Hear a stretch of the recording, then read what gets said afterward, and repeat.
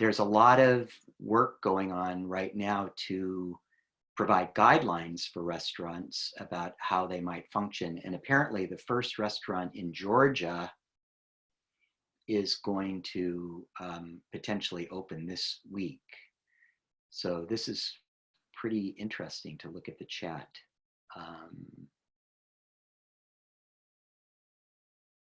People are excited to go out and eat again, eat at local restaurants, do more takeout, support local local restaurants while still social distancing. Well, some people are saying they're going to eat out more. I think I'm going to eat out. I think I'm going to eat out less. I'm not sure. I think I'm going to eat out less. But I'm sure we're all cooped up. All right, well, that's a great warm up. I'm going to try something new this week. You know, I always like to experiment with Zoom. So this is a story that I saw this morning. This is interesting. Trump orders meat plants to remain open despite outbreaks. What I'm going to do is I'm going to share the link for this to everyone. Let's see, everyone in meeting. I'm going to share this link. If you don't mind, go to chat, click on this link if you can, or paste it into your browser, and just read this article. It probably will take you 90 seconds or 2 minutes or so, but read this article that offers a couple of perspectives on this presidential order to keep meat plants open and why they're being kept open. And I will stop talking for a few minutes. You can't copy it. Can somebody tell me if you can copy it?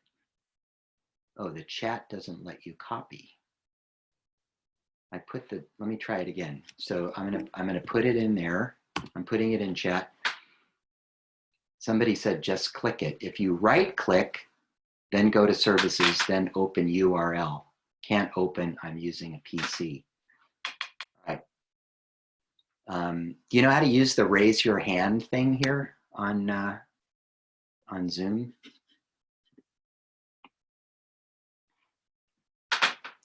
Okay, seems like some people can do it. All right, after you read it, then I'm gonna open this poll and you can take the poll. There's 3 questions on the poll.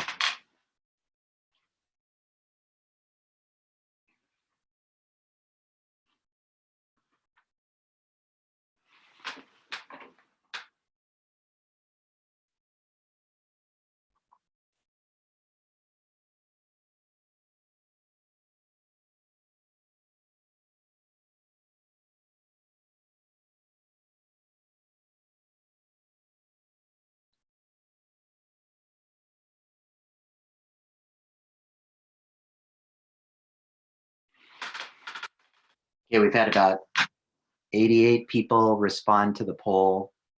We've got 209 people in class tonight. Thank you for coming, or 212 actually.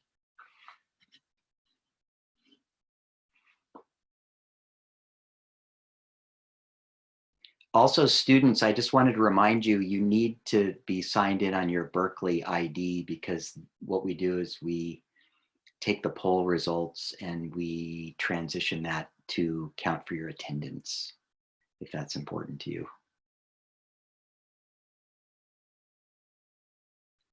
Okay, I'm going to let the poll run just for a few more minutes. We're almost to our full participation level. About 75% have participated.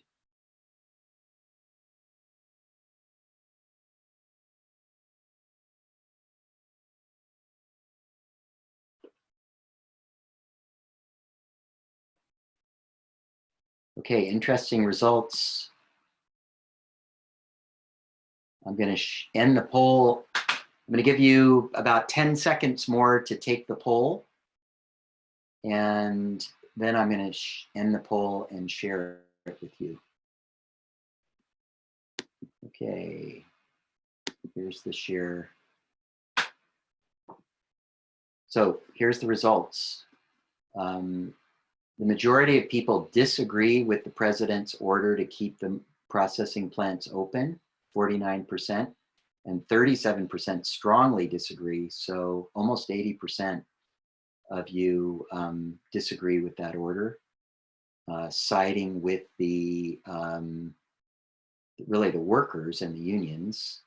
Do you expect a contraction of the meat supply to have a direct impact on you or your family members? Kind of even, not almost evenly split, not quite, about 38 to 62. So most of you don't think it's going to affect you, but there are some that will. And do you expect to be eating less meat in the months ahead due to the COVID pandemic? And overwhelmingly, 3/4 of you say you expect to be eating less meat. And I guess this is a similar question. Do you expect to be eating more plant-based foods? 85% of you say yes. So if this is a any kind of a leading indicator, our Edible Ed class is kind of leading the way with the plant-based revolution. So without further ado, I just want to thank you very much for participating in that poll. I am going to introduce Eva to you now. And as I said, Eva had a lot to do with getting this class organized and curated, and I'm going to turn it over to her to frame a little bit of context about what's going on with science and technology and food, and then introduce our speakers. Over to you, Eva. Great. Thank you so much. So hi, everyone. For those who I have not had a chance to meet, my name is Eva Gerfine, and I'm a first-year MBA at Berkeley Haas. It's been such a great experience being a part of the teaching team for Edible Ed. And when Will invited me to curate tonight's class, I was really excited for the opportunity to bring some innovative entrepreneurs to campus. Sadly, we are not all together in Anderson Auditorium. Very sad, especially given the poll results, that we won't be sampling Prime Roots bacon alternative together this evening. But I do think that the current circumstance and in our current reality, this topic of entrepreneurship and innovation is even more important. And I think, as we've discussed over these past few weeks, the coronavirus crisis has really brought to the forefront the fragility of many systems, particularly our food system. And I think the crisis has also highlighted the opportunity for innovation to challenge the status quo, the sort of standard way of doing business as usual, and to really address society's biggest problems. I'm inspired by tonight's speakers for their success in doing just that, creating innovative solutions to some of the world's biggest problems. I'm so grateful for all of them. We have 3 incredible speakers tonight. Really want to thank them for taking the time to participate, especially during such a busy time. And I also want to thank the speakers, the students rather, who nominated speakers for this evening. Thank you all. So with that, I would like to introduce our first speaker. Himanshu Gupta is a co-founder and the CEO of Climate AI, a company that is working on platform approaches to accelerate climate resilience in food, water, and energy. He has worked with Vice President Gore and Lord Stern in the past, advising them on key climate diplomacy issues. Himanshu has 10 years of experience working in the climate change space in both the public and private sectors. So with that, I will share my screen and invite Himanshu to start his presentation. Thanks, Eva. And thanks, Will, for inviting me to the class. It's my first virtual class, and I must say that things have changed a lot. Back in the day, we used to get ready for 7:30 classes, and we had to be prepared with our cases. And there was a high probability that the day when you are not prepared for the cases, you will be cold called in the class. Now I hear talking to the students that if you're not prepared, it's fine. You can blame it on Zoom not working or mic not working or something else. So glad to be back. And so Hi, everyone. I come from a very small town in the north of India. It's also a very conservative Hindu religious place. It's a town of 5,000 people, or I would say a village, and come from like a food family. My dad runs a small food shop back in India, and he still does that. And he never wanted me to work in the food industry again because uh, uh, working in a small town in a food shop doesn't pay you enough to pay for your kids' education and whatnot. So he never wanted me to be in the food industry, but here I am working in the food industry again after 20 years. So next slide. Uh, yeah. So the story of Climate AI is very peculiar. I met my co-founder Max, who is here. I'm sorry, who is not, who is in the slide. He came from an agriculture background. His dad does papaya and pineapple farming back in Ecuador, and we were roommates at Stanford. And so he was passionate about agriculture, and I was passionate about climate. And we started Climate AI back from our dorms, quite literally. And the problem that we were trying to solve is one, that every year the cost of climate change on food and especially on agriculture is increasing. So last year alone, and I'll talk about it more in details in the later slides. Last year alone, 25% of the global of the cost of climate-related disasters was absorbed by agriculture. So, and the solutions that we see in the space are primarily disaster management solutions or bandit solutions. By that, what I meant was you had floods in the Midwest affecting the Corn Belt in the US last year. And after that happened, the administration rolled out market facilitation programs or flood support programs for the growers in the Midwest. I used to work in the government of India in Prime Minister's office. And there's a cotton belt in the west of India, which is impacted by droughts more frequently now than before because of climate change. And whenever there is a drought in that area, there are many, I'm sure there are many Indians in the class. They'll see it's also the withered belt of India. So whenever there's a drought, the farmers start committing suicides because they have a hard time paying off their loans. And when that used to happen, we would announce loan forgiveness programs for those farmers because it will become a politically sensitive issue for the government. And I can go on and on about how the solutions and the grants that exist in the space are primarily banded solutions and not like market-driven solutions. So I'll talk more about that.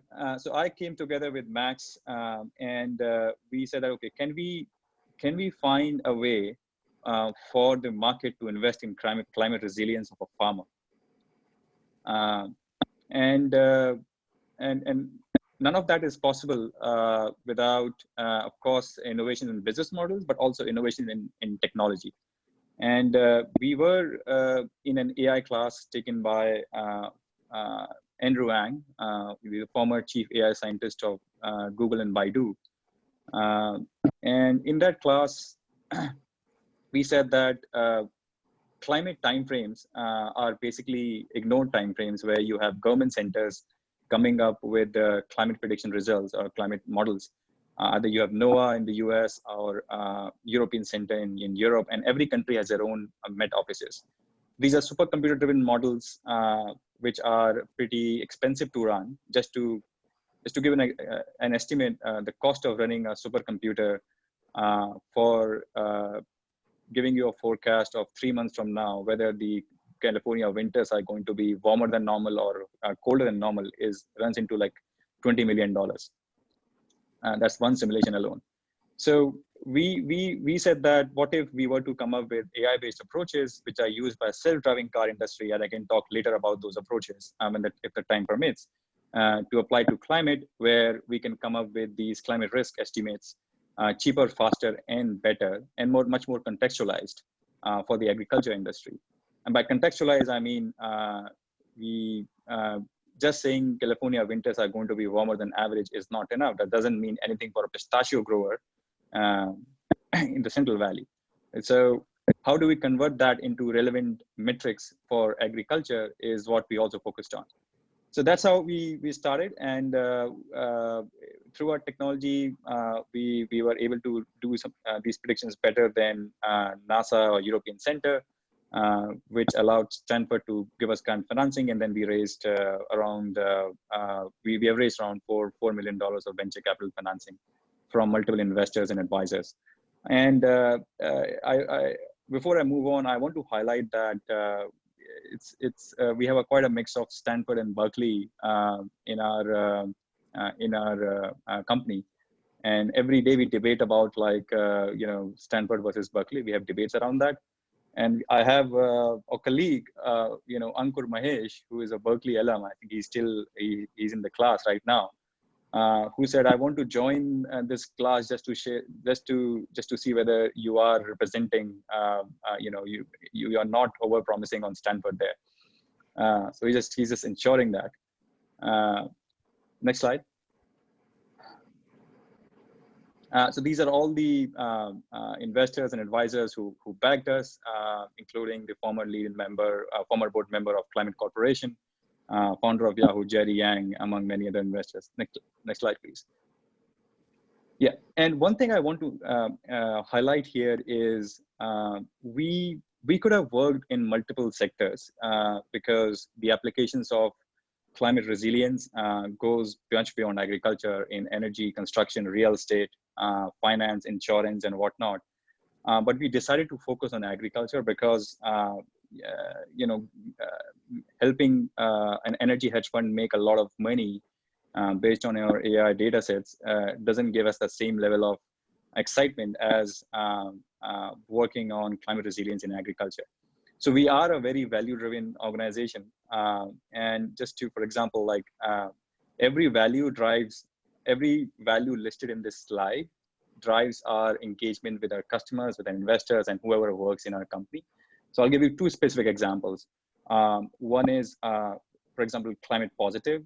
So we have said no to many oil and gas customers who have approached us.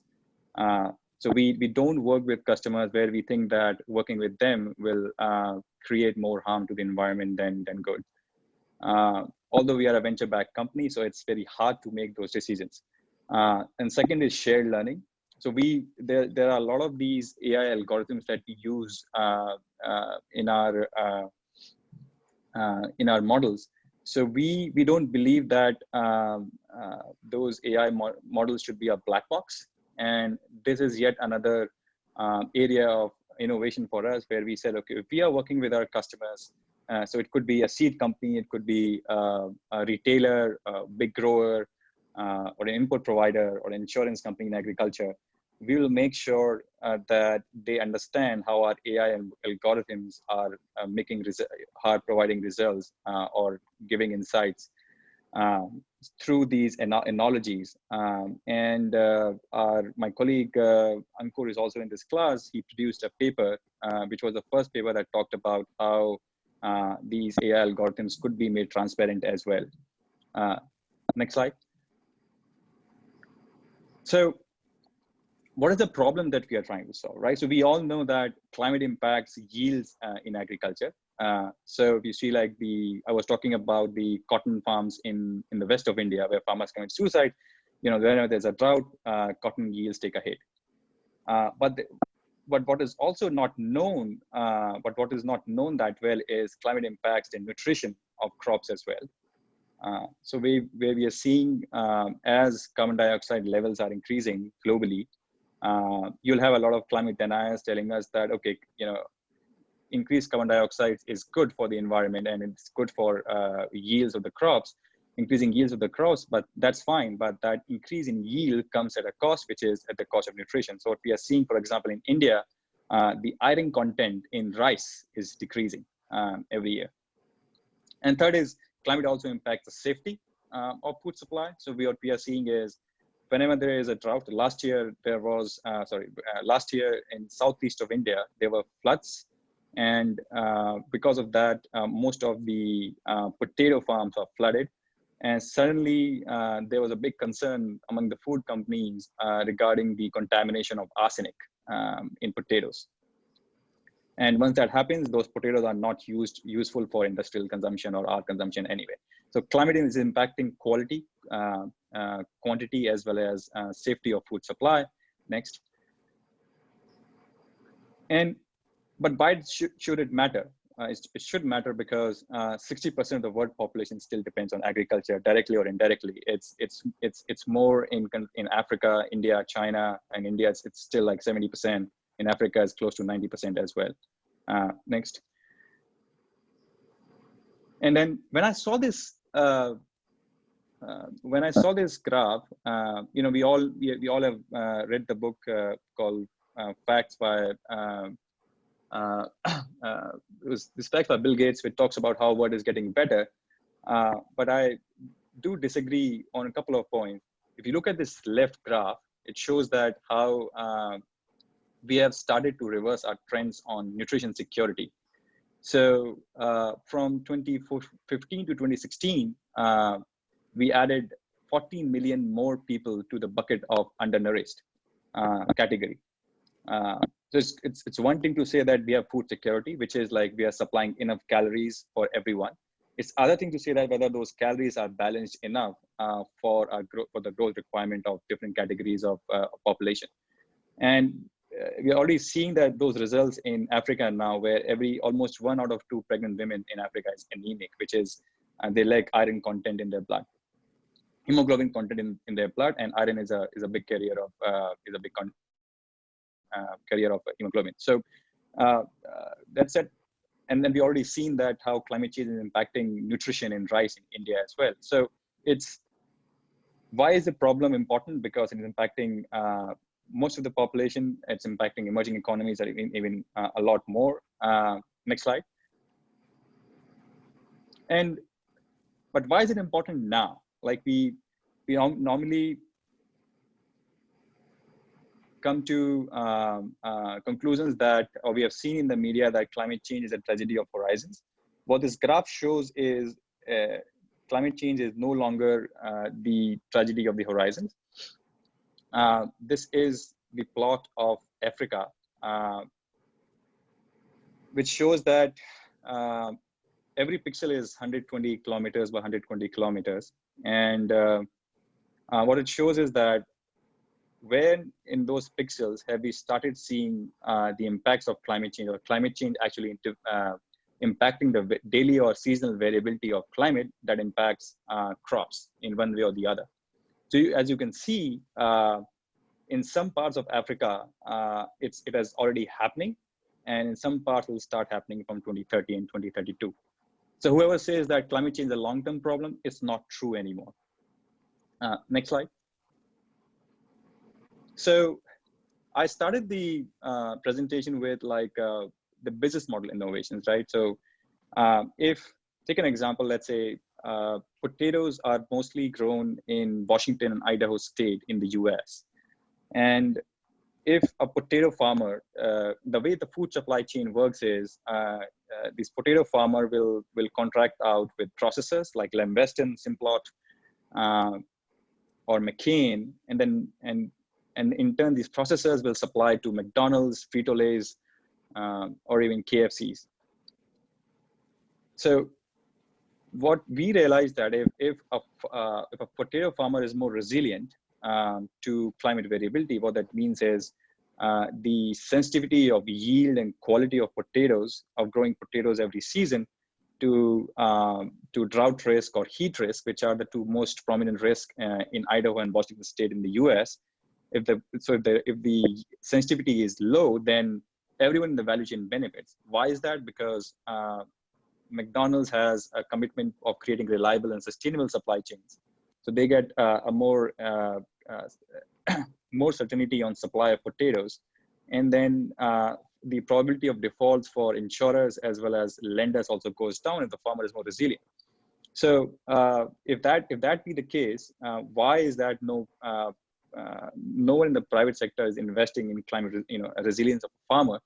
And there's another market inefficiency that we noted was what we did was we divided all the farms in the state of Idaho on a scale of climate resilience. We call it climate FICO score. And it's the same day, the way our FICO scores measure our financial resiliency, climate FICO scores measure climate resiliency of a farm.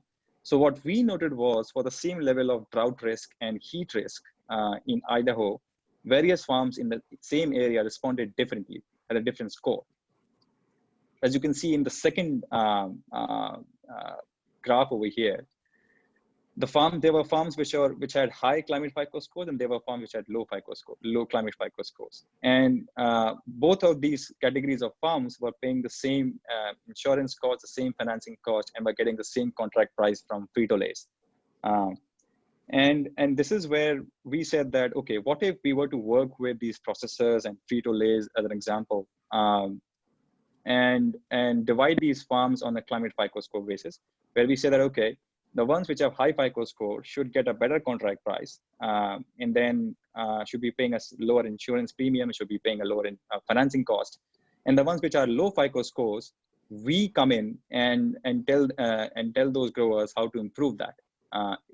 It could be using drip irrigation. It could be selecting a better seed variety, which grows better in those conditions. Or it could be managing this in-season risk really well. And I can talk later if the time permits about how we do that. And through that, we can create a model which is resilience as a service model in agriculture.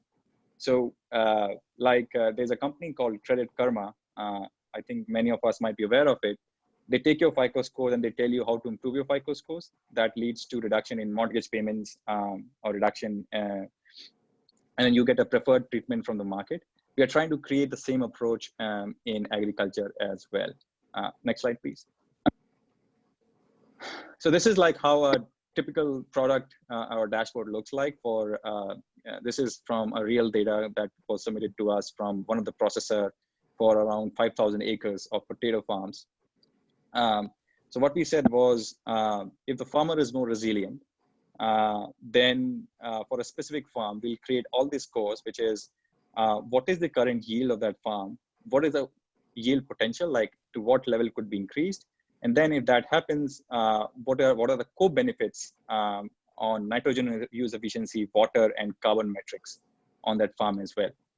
So so the overall idea here is if we optimize the portfolio or we optimize for a farmer's resilience, or which is linked to their income levels, then we also see that there are co-benefits in terms of other sustainability-related metrics that the food companies care about, for example, nitrogen use efficiency, water use efficiency, or GHG emissions from a farm. So that's how the dashboard looks like. Next slide, please. The other important thing that we noted, especially working in the climate space, is communication is very important.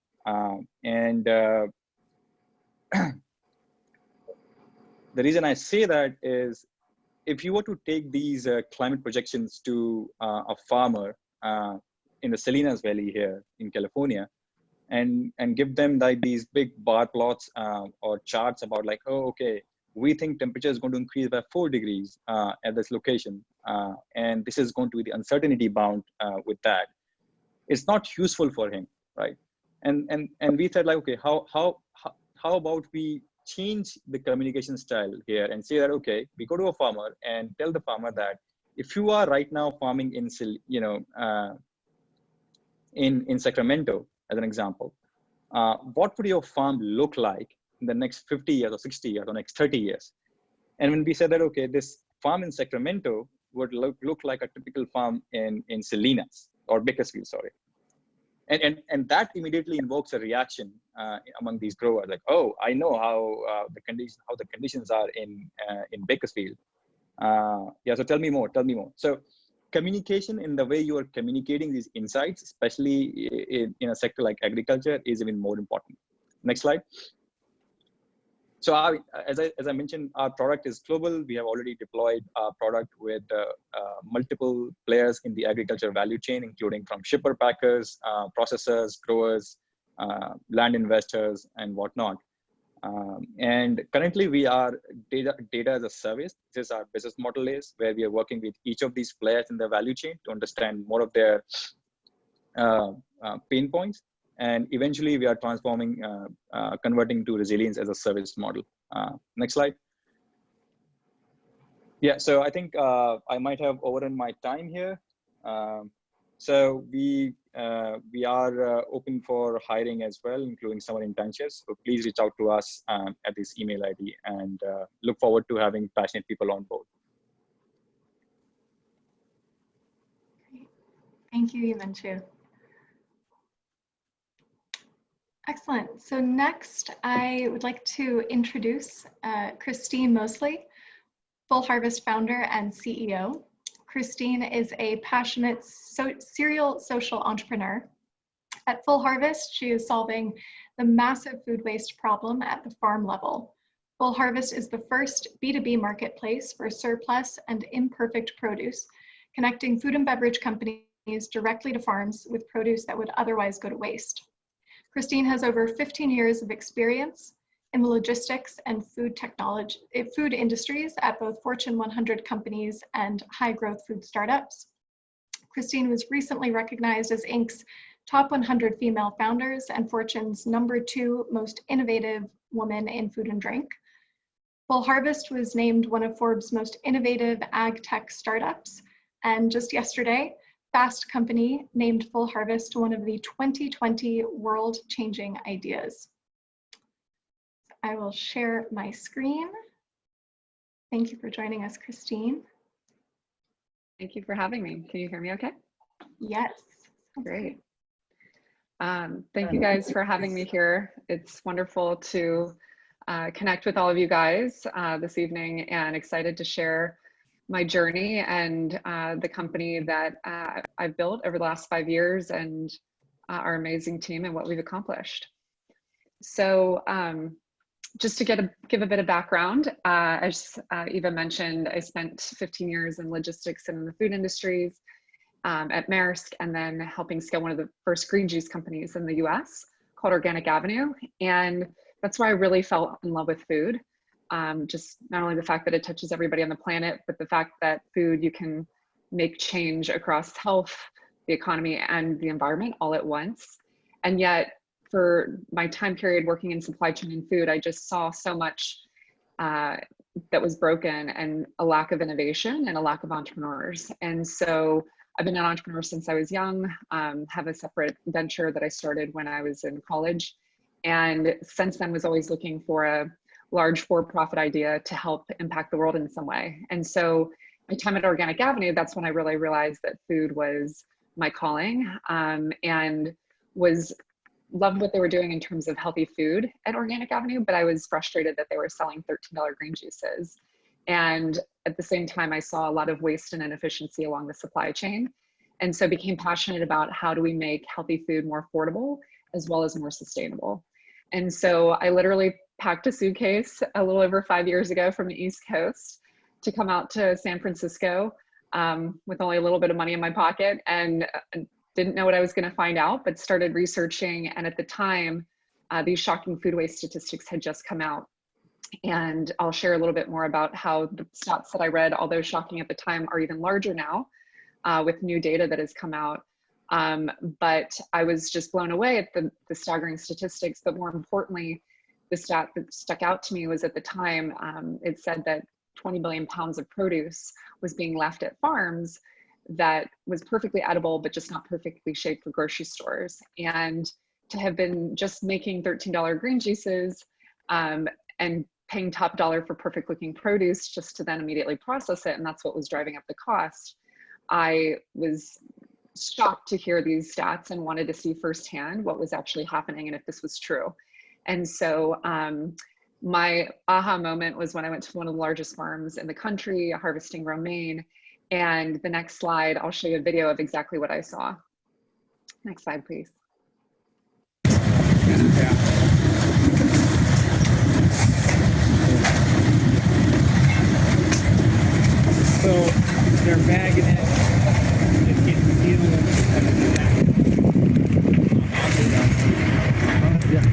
what we can do, because you wanted like a loose pack, right? Yeah, just like a Just closed clear top out carton. something on the like a code or box on the bottom of the table, where the cutters are, and they can put it in. Yep. And at the same time, So if you can see, basically what's happening is that they're only harvesting the romaine hearts. So only about 25 to 30% of the plant. The rest that's falling on the ground that you can see on the ground is perfectly beautiful edible romaine leaves that would be perfect for the green juices that I was just making. And so was heartbroken to see this. And as you could see, I was stepping on perfectly edible food for as far as the eye could see. And they were wasting more on letting it fall to the ground than they were actually harvesting. So that was the moment that I decided right then and there that I needed to solve this problem, because I didn't know who else would if I didn't. I called it my Big Short moment from the movie, where I just knew that this was a disaster waiting to happen. And I wasn't sure when it would sort of blow up in all of our faces in terms of having people, 1 in 7 people going hungry in the country, and climate change happening and food insecurity. But at the same time, we were wasting this much edible food. And so decided to create the first B2B marketplace for this imperfect and surplus produce. I'm sure a lot of you guys have heard about Imperfect Produce. We started around the same time. I know them well, love what they're doing mission-wise, but they're to consumers and we are to businesses. So we've been a bit more, or a lot more probably, under the radar, selling to some of the largest food and beverage companies in the country. If you've ever bought a green juice in Starbucks, we've been in those juices for a long time. You know, anything from soups to snacks to baby food, dog food, juices, smoothies, things like that, where items do not need to care what produce looks like. And so, next slide, please. One of the reasons why this is happening, you know, that's what the biggest question that came to me was, why was this happening? And as some people may now know, but 5 years ago, no one was really talking about it. Consumers have gotten pickier and pickier over the last few decades. And because of that, retailers have gotten pickier and pickier. And at the same time, retailers have gotten larger and larger and more consolidated. So Walmart and Costco and Safeway have gotten larger and larger buying power, to just name a few. And so that demand for perfection has trickled down the supply chain to farms to only harvest the perfect looking produce. And up until just even a few years ago, a lot of farmers were getting the short end of the stick, because if they shipped something and it wasn't perfect, the retailer would reject it and the grower would be the one eating all of that cost. When 65% of farmers are on the verge of bankruptcy in this country, it really is heartbreaking that, you know, all of this produce is going to waste and they're the ones that end up having to pay for it. And so my time at Organic Avenue made me see that there was this burgeoning plant-based food industry. You know, in the last 5 years, plant-based products have tripled. They're expected to more than triple and stay for the foreseeable future with climate change. And yet they all didn't need to care what produce looks like, and were the perfect match of buyers to this edible but imperfectly shaped or surplus produce. They just needed to be connected.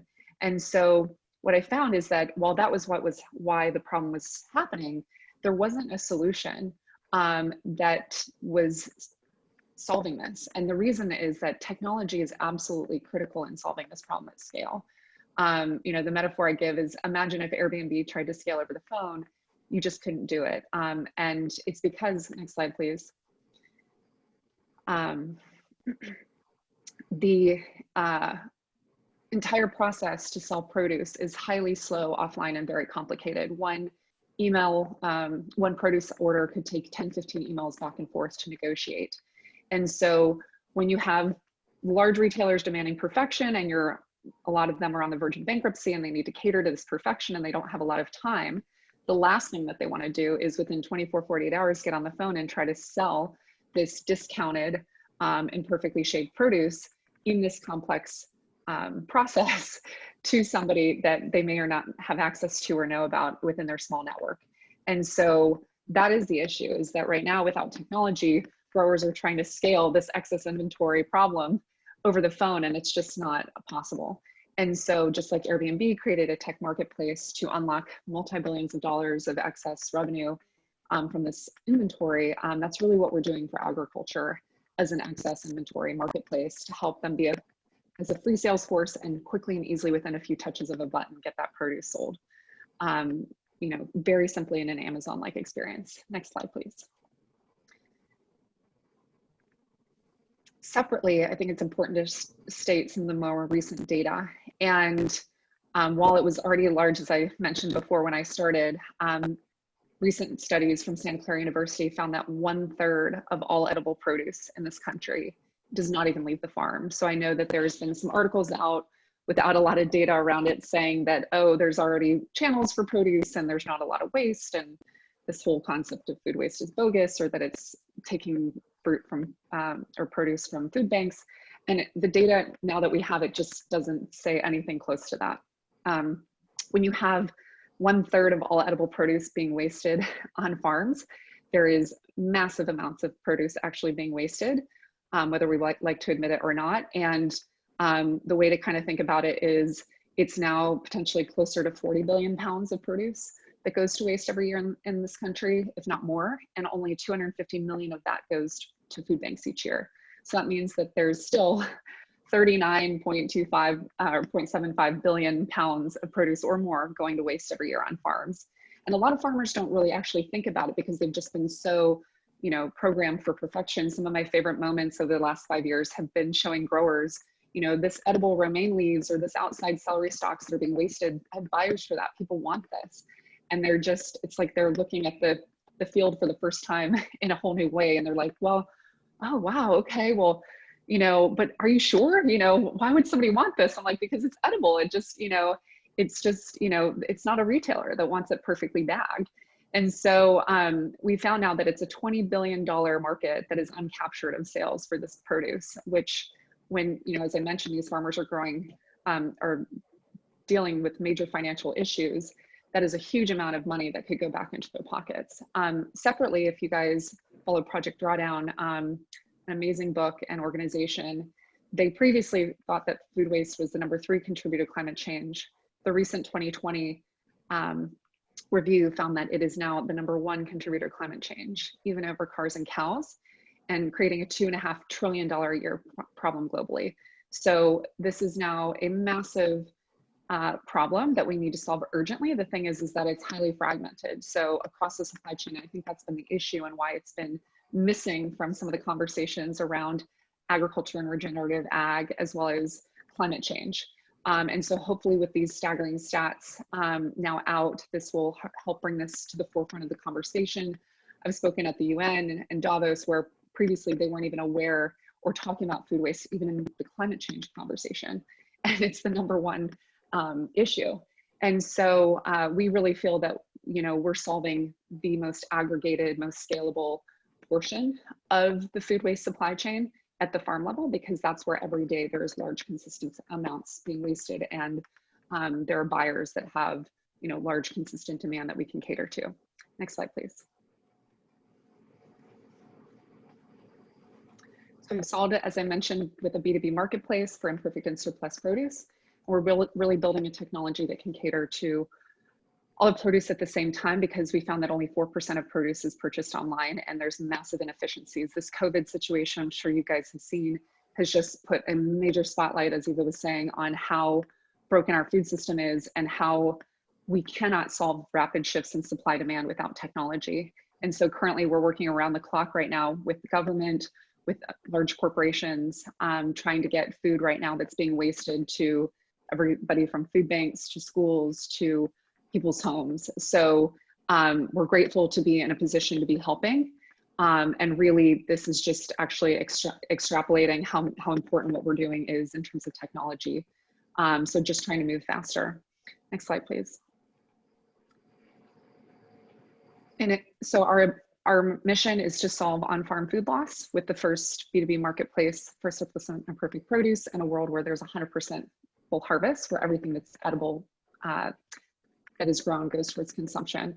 So we view ourselves, though, not only just now as a technology company, but we're also becoming an innovation company.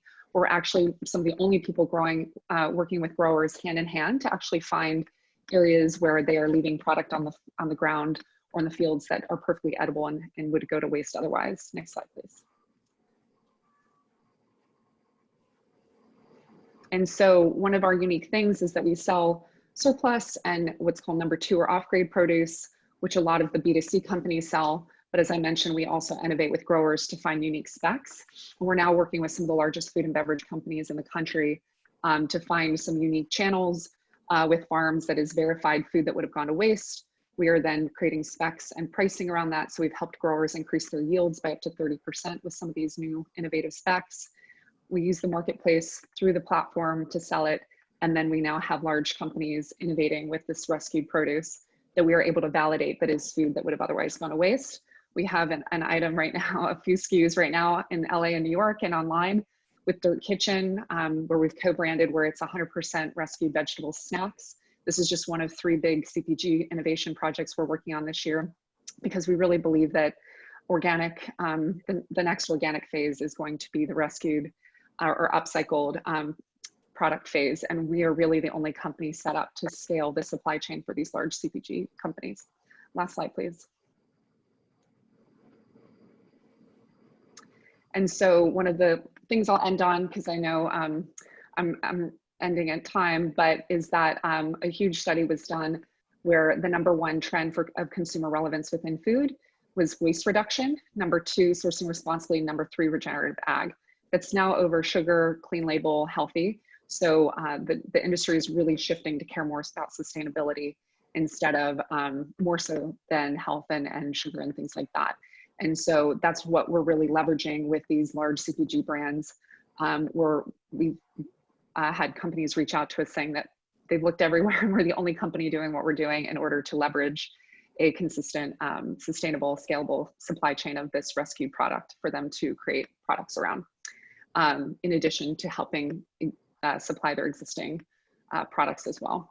So I'll end with that, and thank you guys so much. We are in the SF in downtown and Union Square. So if you're interested in reaching out, please do so at info@fullharvest.com. Thank you, Christine. Really interesting. We're going to try something now. We're going to give you a chance to have a little breakout discussion with some of your fellow classmates. We've got a prompt for you just to start your conversation. The idea being that, let's see here, I'm going to share my screen to show you. So Himanshu and Christine are using technology to support farmers' profitability by supporting climate change resilience and reducing farm level food waste. Reflect on their presentations and learnings from previous classes to discuss the most compelling ways you see technologies transforming the future of farming. So this is an opportunity for you to talk a little bit about these presentations, perhaps share insights that you have into other technologies and companies that are working in food tech and ag tech to transform the farming landscape. We're going to give you, what, Ava, about 10 minutes or so, for a little under 10 minutes for this conversation. We're going to break you out into groups of about 4 people. And please turn your video and your audio on and introduce yourselves and enjoy this little section. And then come back and we're going to have one more guest, Kimberly, who's going to talk to us about Prime Roots, which is a plant-based alternative food company. And then we're going to have discussion. Now, I want to invite the speakers to look through the chat during the breakout room time so you can look at all the great questions that have come in for you too. So enjoy your breakout.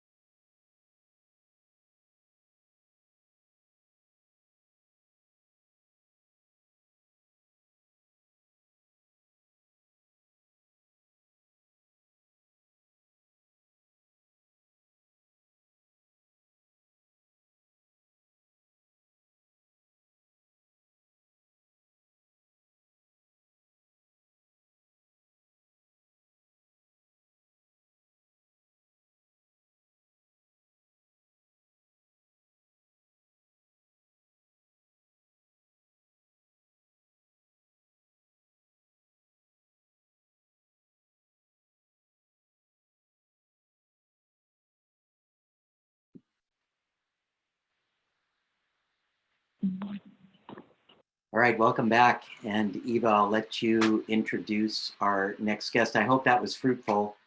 It's a little hard to tell with the Zoom controls how that works. So if you have some feedback for us, you can send it to us in chat or offline. You can send it to us on B courses. But I'm kind of keen to understand from you what parts of the Zoom interaction you like and work for you. So I would appreciate any feedback on that. But over to you, Eva. Great, thanks, Will. So our final speaker for this evening is Kim Lee, CEO and co-founder of Prime Roots, a company that makes fungi super protein that is delicious and good for you and the planet. Prime Root super protein from koji is grown using fermentation, and their process and ingredients are all natural. The Prime Roots team was part of IndieBio, the world's leading biology accelerator, and made the world's first fungi-based salmon burger that was featured in Fast Company as a world-changing idea and the Wall Street Journal in the future of everything. Hand it over to Kim and share my screen.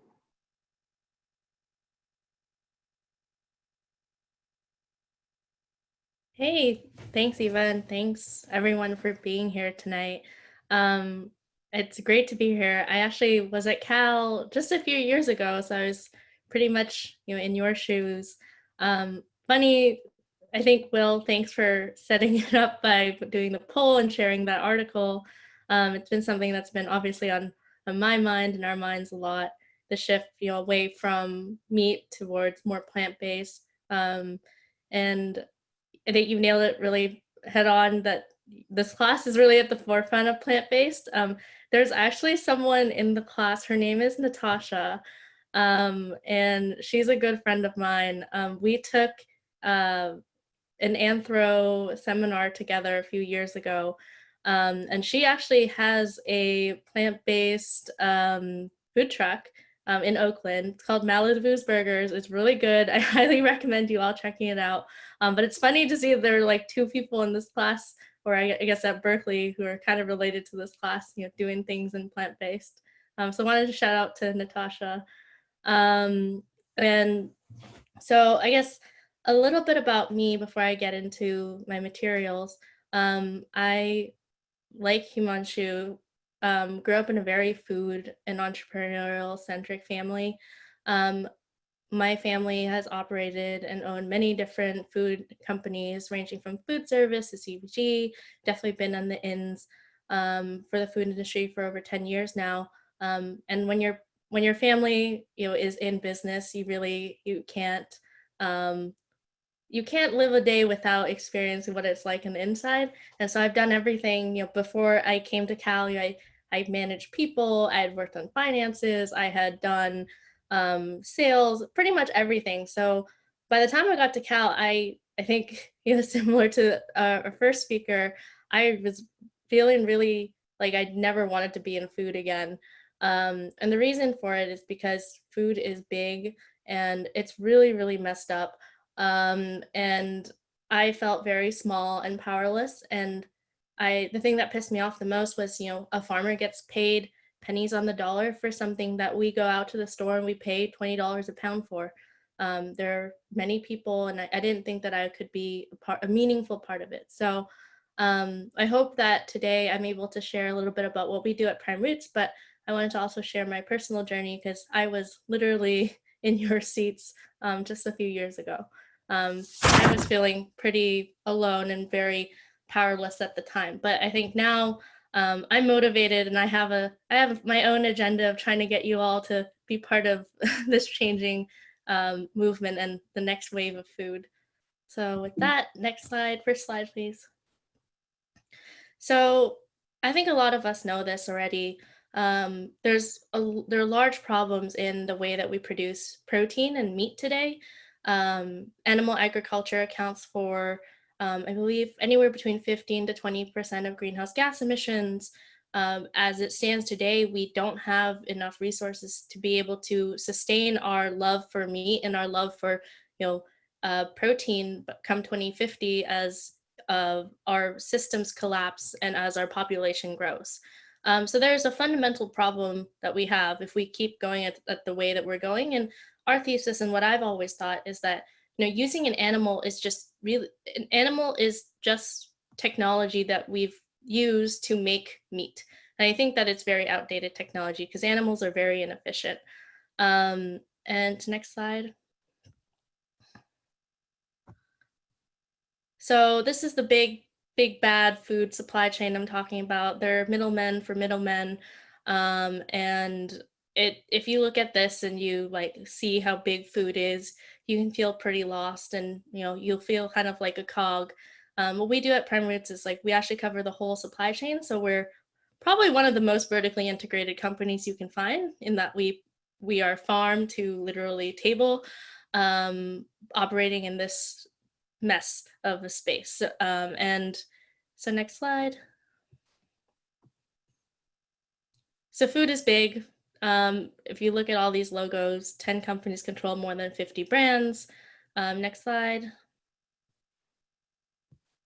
And when I saw this going through Cal, this was one of the graphics that really got me sad about not being feeling like I couldn't make a big impact, because how are you as one person, a Berkeley student, going to take down these guys or play in these guys' field when they have a lot of money, they have a lot of resources, and there is an illusion of choice on the shelves, and I really didn't feel that we could do anything.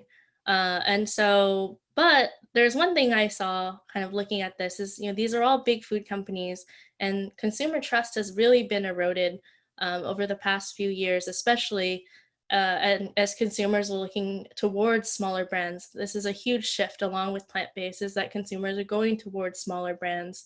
And which is why a lot of these larger companies are gobbling up small specialty food companies, because they are seeing that their legacy brands are really becoming irrelevant. And a lot of the processed foods and sugars that a lot of these companies make are really not resonating with consumers today.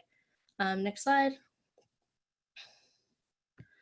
So going back to the animals as technology, if you look at this, you can see all of the energy that is wasted in turning the crops that we grow towards meat, essentially, and then animal-based products like eggs and dairy.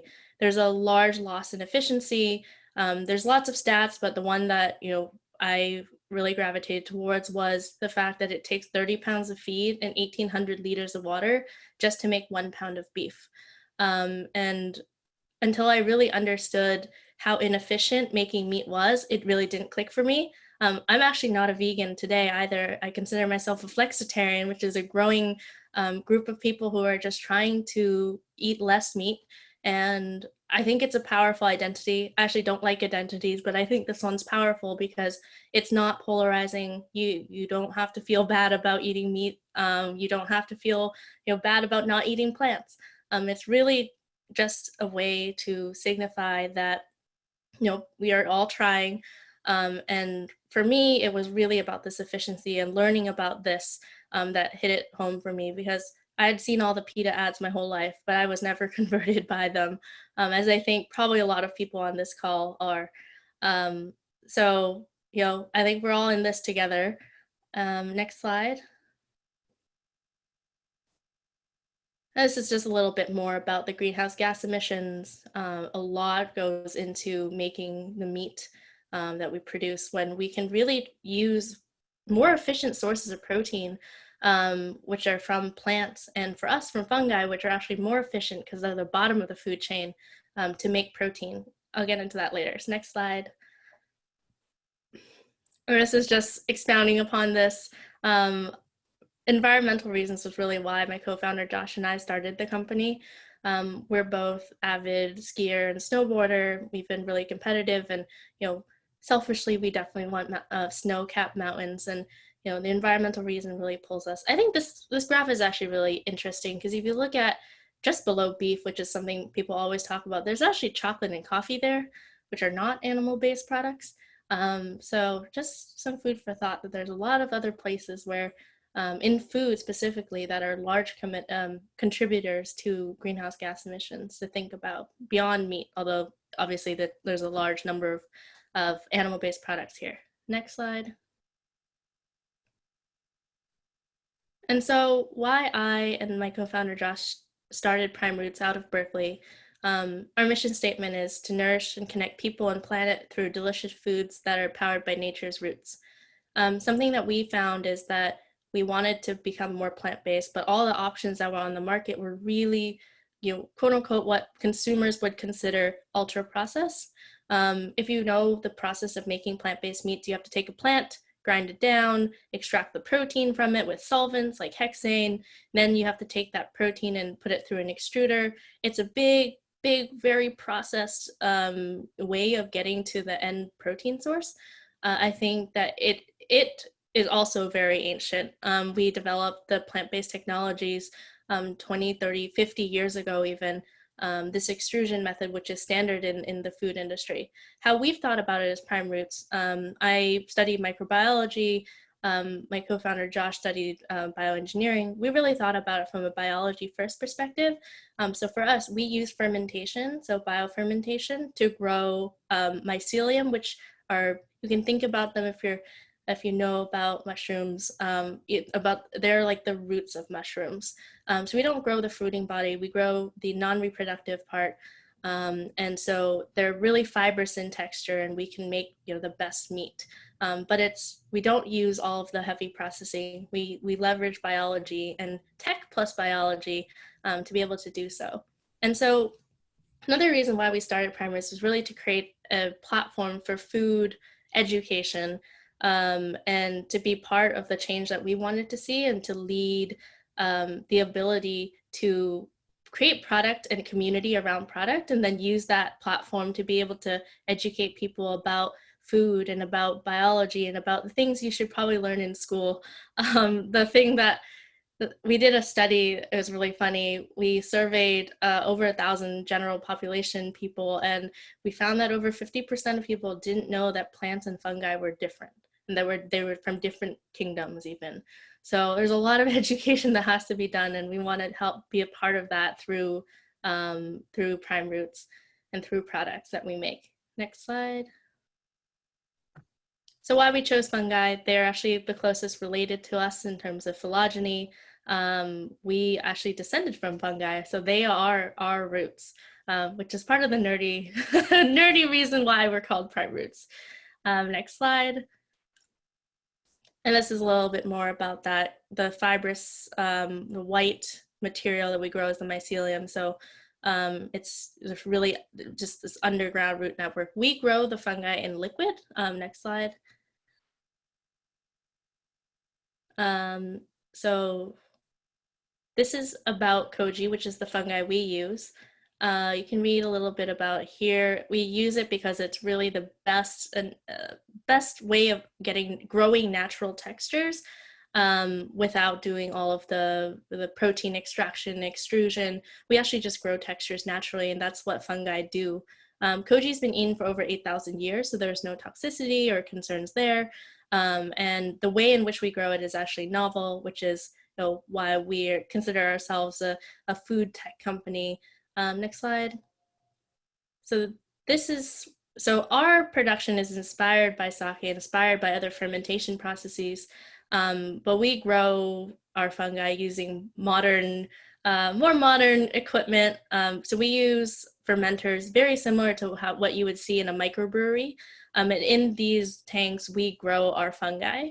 The fungi grows in long fibers that are analogous in size to animal muscle fiber, which makes it the best meat alternative that is a whole food protein, which I think is important. We eat the fungi and we use the koji just the way that it is for its natural texture and for its protein. So the fungi by itself is actually upwards of 80% protein, so we can make meat technically with 4 times the meat of regular meat. So we actually, leverage biology to make something and technology to make something that's more natural, which kind of seems like a dichotomy, but if you think about biology as a technology, And we don't know much about it still, but what we do know, we can make a lot of better for you products, better for the environment products, and I think for us, most importantly, better tasting products. Next slide. And so a third of the foods we eat are fermented. I know the guest speaker next week is Michael Pollan. He has a great Netflix series, one which is all about fermentation. I'd highly recommend that episode. Next slide. And this is just a comparison about what we do versus some of the other companies you've probably heard of. We really cover taste, texture, minimally processed, which is something consumers care about, and non-GMO, which is also something consumers care about. The non-GMO component is actually really important. I know that there are a lot of folks in this class that are technical and would not support a non-GMO label, and as a scientist myself, I also don't see, I think the harm principle is important to think about, but I personally don't have any issues with GMOs. But we use non-GMO as a label because it's what consumers care about.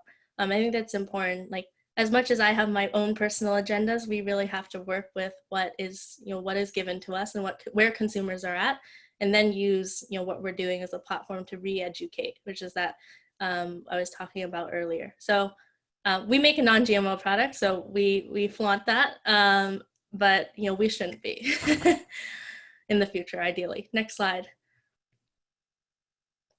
And so we started the company out of Berkeley, actually, at the Alternative Meat Lab, which is it's a program held by the Sutarja Center. We started, our team name was Dory.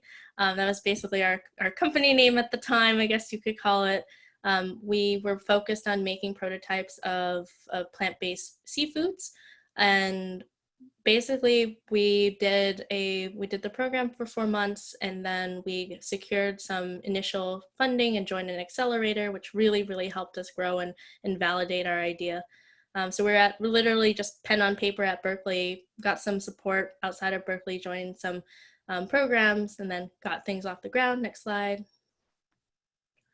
After Berkeley, we hired some interns to help us during the program at IndieBio, which is a biotech accelerator I mentioned. And after this, we were able to raise a round of funding. Next slide. And so we went from my kitchen in my apartment at Berkeley to much larger facilities. And we've been doing a lot of work in terms of scaling up and thinking through, we've fed probably close to 100,000 people to date, but how are we going to get to 1 million? How are we going to get to 1 billion? Because every meal that we serve that is plant-based, it makes a huge impact. And that's what really keeps us going. And then even as we grow, we build community, which is the second photo here. Community is really important to us because we think about food and building a food company from a bottoms-up perspective, where decisions are made collaboratively with our people and with our community, which is over 10,000 people today.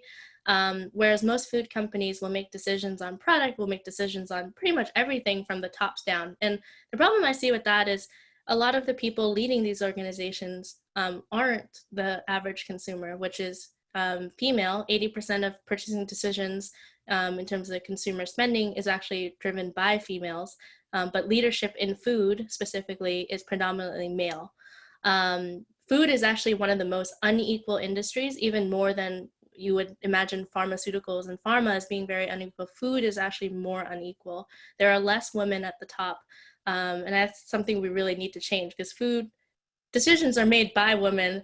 I think women should be making the decisions. And so we take it another step further and say food should be for people.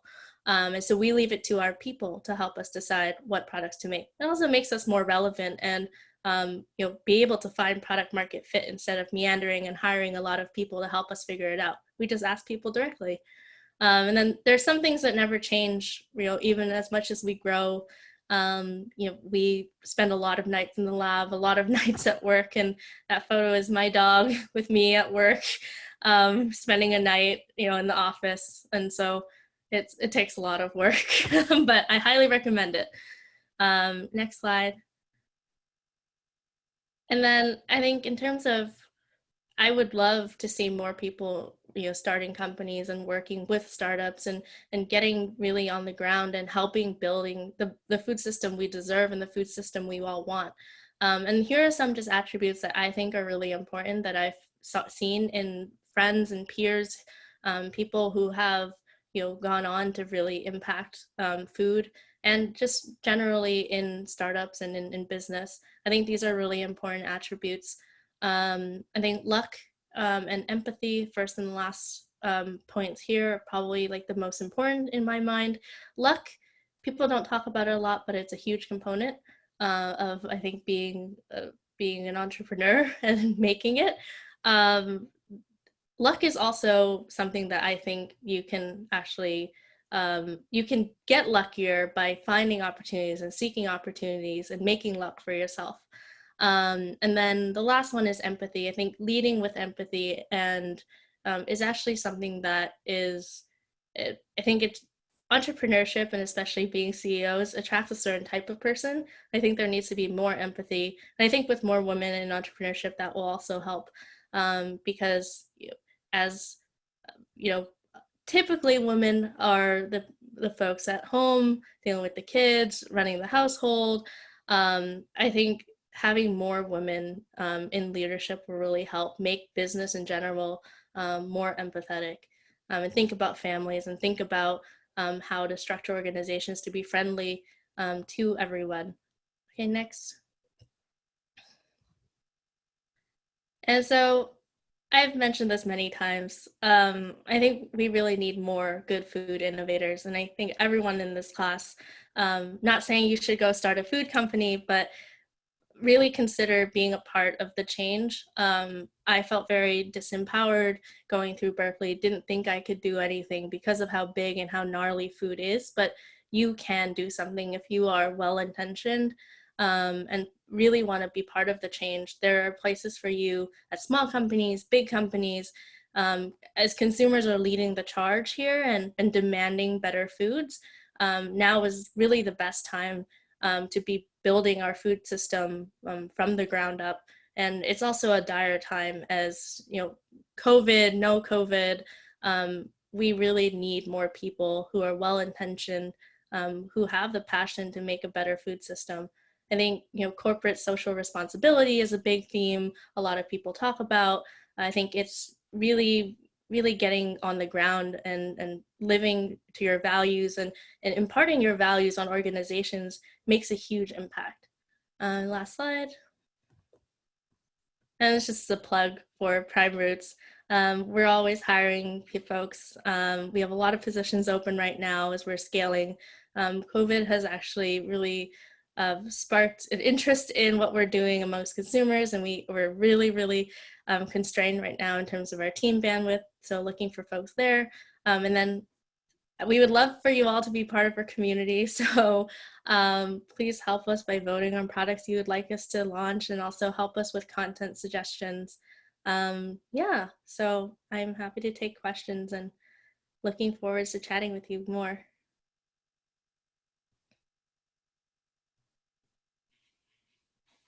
Hi, Will. I think you're muted. Pushing my button there. Okay, great. I'm back. Thank you.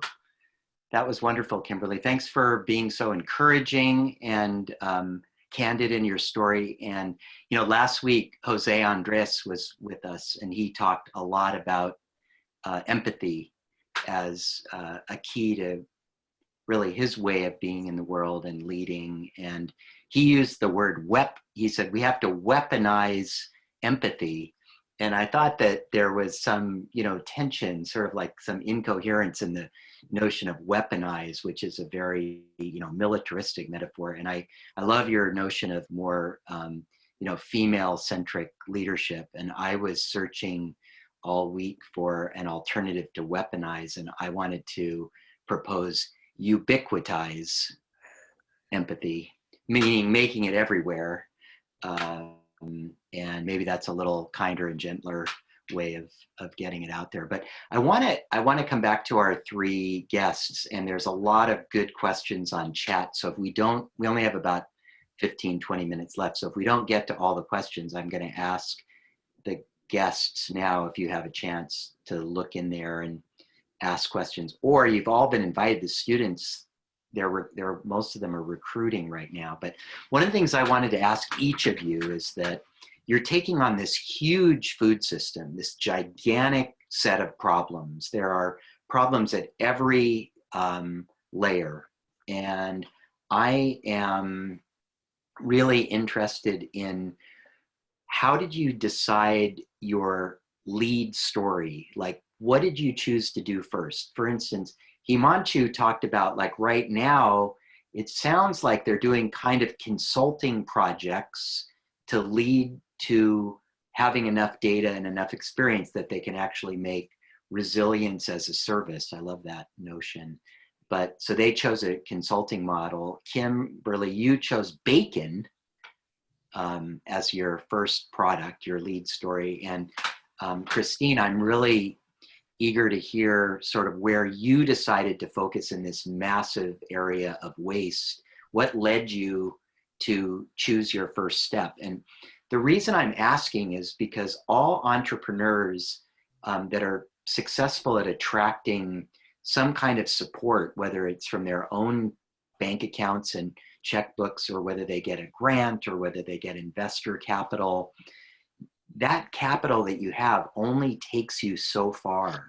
And you have to prove something relatively quickly, that you're on the right track for people to continue to want to support you. Either customers supporting you by buying your product and generating cash flow, or getting to a milestone that is meaningful so that investors might put more money in the business. So take us back to the very beginning. Let's start with you, Kimberly, and then I'll move back to Christine and then Himanshu. But like, how did you decide to start with bacon? Yeah, that's a super thoughtful question. And we started with bacon because our people said so. We did a huge voting initiative where we really left it to our community to vote on what products to launch, because we have this platform based off Koji. We can make anything, basically, from meat, seafood. The sky's really the limit. So we left it to the people to decide. And I think what you're mentioning about everyone loves bacon too, so we had known it was a good product. But you're mentioning how, you know, capital only takes you so far. We did a proof of concept where we launched our bacon online for people to buy. It's sold out now, but we thought really hard about go to market, and I think there are three things that investors really care about. One is, you know, differentiation. If you're going to take outside capital, at least, you know, differentiation, defensibility. And for us, that was really important. So we thought about go to market. This isn't public yet, but I'm happy to share it with everyone here. If you want to try our products, we're actually already in Whole Foods and in Berkeley Bowl and in a lot of local grocery stores, where we've made a unique entrance into the market by putting our products into meals. So if you look in the refrigerated section in the prepared meals, you can find Prime Roots' meals. You can also Postmates them if you're in San Francisco, and soon in Berkeley as well. So I think it's a combination of like thinking about what to lead with on product, but also what to lead with on go to market and product. And I love this idea that you've kind of created a group of eaters that are early adopters and passionate about plant-forward foods, and they're basically informing your product development strategy and prioritization. Can I ask you just one kind of technical question? Well, a couple technical questions. There's Dr. Ted is in the class tonight, member of our community. He has a lot of patients who are vegan, and he's always looking for iron-rich foods. What's the iron content of your product? so we do have iron in the product. I can't remember all of the micronutrients off the top of my head. Are they available somewhere? We don't have a lot of time right now, but can people find out? The micronutrients? Yeah. I can get back to everyone on that. Okay. We have the macros on our website for our bacon. If you grab a meal, there's definitely iron in them because there's like other foods as well. Fungi are actually being used as a way to make iron from non-animal sources. So very bioavailable iron. So there's stuff coming. Interesting. All right, Christine, so where did you start in this massive $20 billion of lettuce leaves hitting the ground? Where did you decide to start to create value in Sure. So it was quite a journey. I actually went 8 months in the wrong direction. It's kind of an untold story, but you know, the short long version is that you know, I was more or less an interim COO at Organic Avenue, helped them scale, pretty much learned how to run that business and fell in love with plant-based products. We were one of the most premier organic food and beverage companies in New York City, and became super passionate about scaling that business. And I learned how to do it all, how to scale the business, I did a lot of product development. So really, when I found out about this food waste problem, I had originally wanted to create a more affordable, delicious, healthy company doing the same thing essentially, especially because Organic Avenue, for other reasons, was starting to not do well and was eventually went out of business due to management stuff. But wanted to, you know, recreate that in a much more sustainable, affordable way. And I actually spent 8 months going in that direction and almost going broke. And it's a longer story, but the only person I could find to help me was pretty much a retired person that had done food bank stuff with Imperfect Produce. And when things did not work out with that, I realized after looking around for months and months that there was no other consistent supply. And I just thought, okay, if the only person that knows anything about Imperfect Produce and is sourcing it is a retired guy that spent 25 years doing it offline, I need sort of almost like a digital guy like this, you know, a solution that can actually aggregate and create consistency and scale this, and also recreate what he's done that he's no longer, you know, really doing anymore. And so that was where I really hit a wall and, you know, realized that I couldn't move forward unless I became the supplier. And so I pivoted, and then that's when the rest was history, where I came up with the name and Full Harvest and completely switched, because I was from the consumer packaged goods world. I knew, you know, with Maersk, I did logistics and transportation with some of the world's largest companies. And then I worked for a consumer packaged good company. I didn't know anything about tech. So I was very intimidated by it first. But my family convinced me that I can hire engineers and I can hire a CTO, but that, you know, my strength is connecting people and solving problems. And so really using tech as a way to solve this disconnect that I saw. And so then I literally for a few months only had one farm and one buyer, and held my breath as, you know, it worked. And, you know, you're holding your breath every week, wondering if the buyer is going to say, I don't want an order anymore. The supplier is going to back out. It's really scary. But then you get one more buyer and one more supplier, and you just build from there. And, you know, it was really interesting, because at first, you know, I've been an entrepreneur, but first I just thought, man, this is really, really hard what they're saying, you know, starting a company. But what I realized is it was the wrong solution. And that once I pivoted, the rest was history, and it just took off because. That's really a great story. And really appreciate your candor. And it's interesting because the lens you were looking through was the consumer packaged and view. So brought that kind of bias, but you also persisted. I mean, one thing that entrepreneurs do is they persist without getting attached. Right. So it's interesting. Yeah, and one I really appreciate how you're using the term rescue produce. Yeah. I was thinking about the prevalence of rescue animals. They become, you know, mainstream. That's kind of a higher order of pet to have now if you rescue one. So maybe the same thing will happen for vegetables, you know. Exactly. And that's what we're trying to. Yeah, we're creating, you know, food products around it. So. Well, thanks for that story. I'm going to let Himanshu kind of fill us in too on climate AI, because it's an incredibly big idea and highly complex. And I'm just interested in how are you configuring your opportunities? Is it sort of like custom consulting right now? And at what point do you get to a critical mass where you have a real data platform? Yeah, so as Christine mentioned, it's been a struggle for us as well, more than 1.5 years. I did not come from agriculture background, but I had to go and talk to cooperatives in Minnesota or in Texas without having that background. And And the other thing that we realized was every crop is different. Every crop has a different story in agriculture. So while you're working on corn, you might think that the same models might apply for soya as well. Doesn't hold true. So for almost 1.5 years, we studied how, let's say, if a drought happens in some location in Texas, and because of that, if cotton yields suffer or rice yields suffer, how does the entire risk flow in the value chain, starting from insurers in agriculture to growers and then to retailers in Patagonia and the likes. And in order to understand that, we had to do some custom consulting projects with these companies. It was not just about like what value do they see from our data, but also about what actions do they take.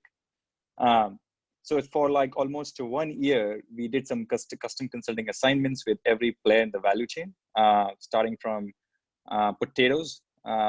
And 3 months till 3 months ago or 4 months ago, we suddenly realized that now we, for example, we had a sufficient knowledge and insights about the potato crop and the entire value chain, not just in the US, but like globally. We realized that this could be a good pivot into a system level solution model, which is a resilience as a service model. Now that we have understood that how these individual like players, including McDonald's, Western, potato growers, insurers, land investors act on our data, now we can produce present a system level solution or a data platform. But again, if you were to ask me, can I apply the same to, after being successful in potatoes, can we apply that same to corn and soya and tomatoes? No, it's a different story altogether. And which is where now we have started working with consultants who come from this industry to expedite our entry into all these crops. But the one good thing that happens in the agriculture space is because it's a connected space. And once you work with one sector or one company and player in the value chain, suddenly the sales cycle with the rest of the players reduces exponentially. Like, oh, if you work with McDonald's, oh, we'll work with you as well. Yeah. So that's this is the interesting. philosophy. I just want to build on this a little bit to call attention to the systems approach that each of you are taking, because you have multiple stakeholders in your business models. And by understanding the needs of those different stakeholders, you're able to create connections that weren't there already. Kimberly's doing that by connecting her early adopter community to a science-based product solution. Christine is doing that in creating a marketplace where it didn't exist before. And Himanshu, you're doing that by effectively understanding the leverage points.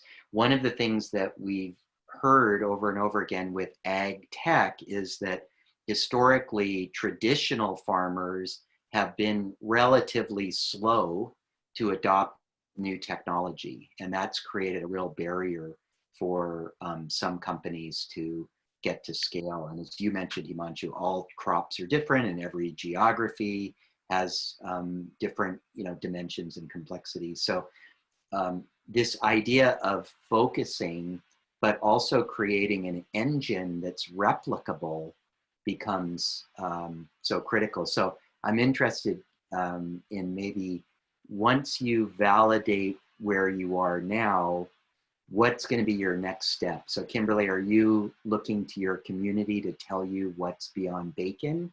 And are you using, like, I can imagine you're taking this mycelium and you're able to create some kind of delicious texture, but how do you get a flavor from bacon on top of the base? I guess that's an additional question. We only have a few more minutes, so do your best to answer. So the koji is virtually tasteless, which is one of the largest advantages of using fungi instead of plants, because plants, it's really like fitting it's like fitting a sphere into a box where it like just doesn't fit. Fungi are just closer to us, so it just makes more sense as an approach.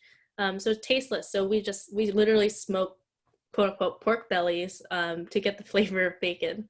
So it's actually really interesting. What's next? We have two channels. We have the retail channel, which is through the grocery stores. We view that as a way for consumers to try our product and try our protein, envision what they could do with it. We want to control the community and the consumer relationship with us. So we sell the proteins. If you want our bacon or chicken or whatever product we release, it'll be online. So the direct channel will be dictated by our community. In store is really where we're able to prototype and learn on the shelf what product market fit looks like to inform online decisions. So it's a combination of community and market pull. Okay, great. What about you, Christine? What's next for your company? Yeah, so a couple of things. I think that, we're scaling our marketplace. Our big project we're working on is adding logistics technology partners, some of which are last mile, and you might see more of that coming out in the next couple of weeks and then into next year as well. And then we, as I mentioned, are doing a few really exciting consumer packaged good partnerships. Again, the Dirt Kitchen product online, really delicious, healthy snacks that are all rescued vegetables. And then a few more coming out at the end of the year that I'll be able to share later. Keep an eye out in the news that, I think it's just the tip of the iceberg, as I mentioned, in terms of more sustainable products that are plant-based on the market. And Himanshu, how do you get to this resilience? You're going to have a RICO score, or what's that going to be called? So it's called ACRE score, Agriculture Climate Resilience Estimation. But we call it Climate FICO score because it's easily understood in the US that way. We are in the process of collecting a lot of data. So we, as an example, we are already on 100,000 acres of potatoes. And we think once we reach to a critical threshold, which is of 20% of the acreage, by working with these processors and food companies, instead of going to growers individually, we go to them via processors and food companies. We then will launch this resilience as a service platform. Once we are on 20% of the acreage, we understand how these acre scores vary from farm to farm and from geographies to geographies, and present like a system level solution to these food companies that if you push these practices to the growers, and we don't want you to charge growers, it's in your best interest to do that, then your sustainability scores will improve for the food company. At the same time, growers will become more resilient. Fantastic. Well, what an inspiring and exciting evening, and kudos to Eva for organizing this. And thank you, Kimberly, Himanshu, and Christine for being with us tonight, and for the good work that you're doing, and for your really inspiring mentorship and entrepreneurial skills. We all learned a lot tonight, and this is a great sort of capstone to me for the class focused on how to become a food systems change maker. So thank you all. We'll see you next week for our final class of 2020 with Michael Pollan, and see you next Wednesday. Good night. Thank you guys so much. Thank you. Thanks, Phil and Eva. Thank you. Thank you.